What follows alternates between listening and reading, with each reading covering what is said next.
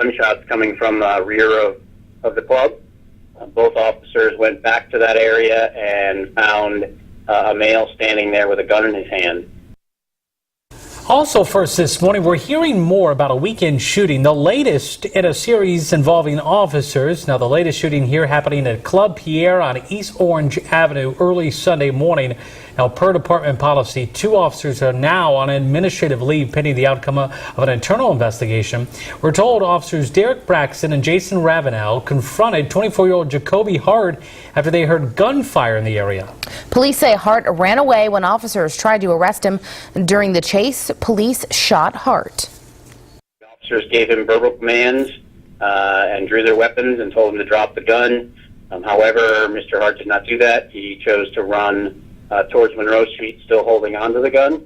The officers gave chase, and one of the officers chose to use deadly force.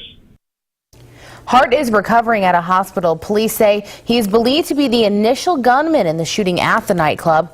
He is facing charges including possession of a firearm by a convicted felon and discharging a firearm in public. Meanwhile, TPD Police Chief Michael DeLeo is going to be hosting a town hall meeting this week to address the gun violence in our community. Yeah, that town hall meeting set for this Thursday at 6 p.m. at New Birth Tabernacle Church on the 1200 block of Harlem Street.